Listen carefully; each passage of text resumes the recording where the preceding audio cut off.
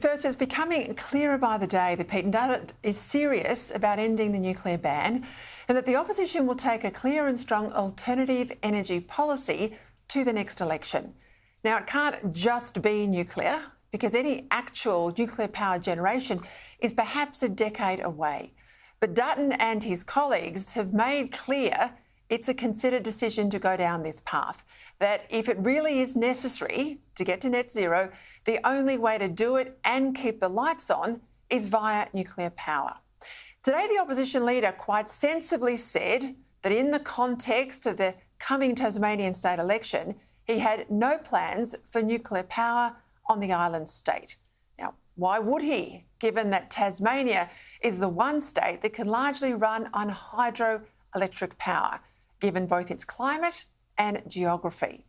But as he told a Sydney Business Conference today, the coalition is scoping out 6 sites for potential nuclear reactors, with formal announcements expected soon.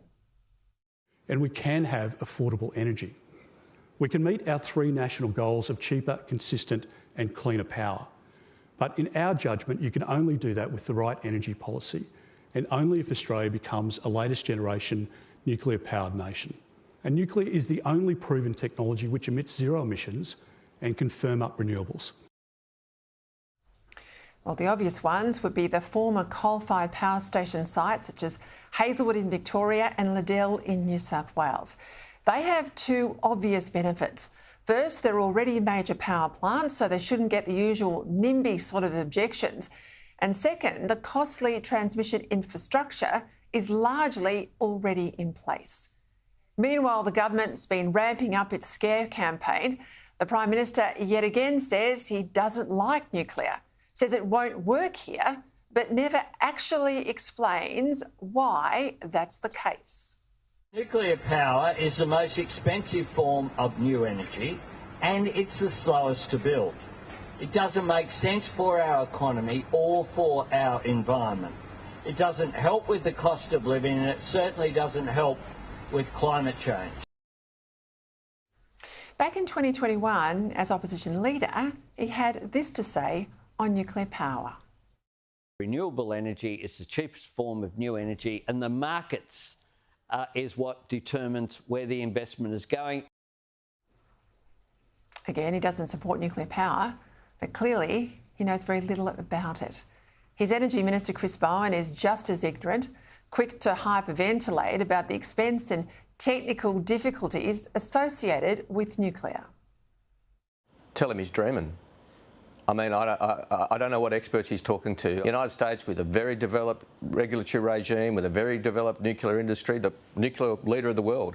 The average build time of a nuclear power plant in the United States has been 19 years. The problem is with all Mr Dutton and Mr O'Brien's claims on nuclear, when you put scrutiny on them, they crumble like a sayo in a blender. Now, this is pretty rich coming from a government that trumpets pumped hydro. Given that the Snowy 2.0 scheme is at least 6 times over its initial budget and 8 years behind the initial schedule. Snowy 2.0 is now a $12 billion plus project, capable of producing around 2,000 megawatts of power for a week without further sustainment. Now, by contrast, Dubai's first nuclear power station is now fully operational. It cost $35 billion to build, but it can produce 5,500 megawatts of power, or nearly 2.5 times that of Snowy.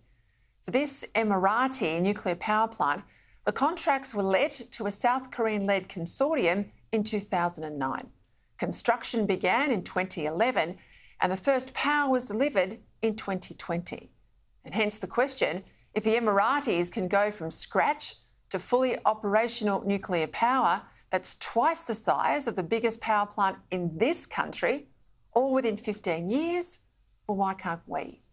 And the second, even more obvious question for Labor's scaremongers, how can we ever have nuclear power at sea if we're not prepared to have it on land? Given that our future nuclear submarines will need a large workforce of nuclear engineers and technicians. Hence the opposition leader's challenge to the Prime Minister today to step up and debate him on nuclear.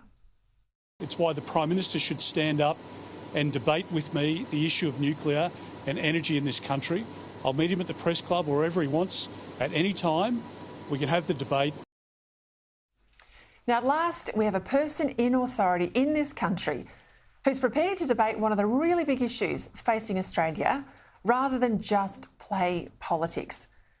Without 24/7 energy, we cannot remain a first world economy. And nor will we be safe and secure if we can't defend ourselves, and energy security is key in that. It's the debate we've got to have. It's the debate we must have, and it's a challenge the Prime Minister can't ignore.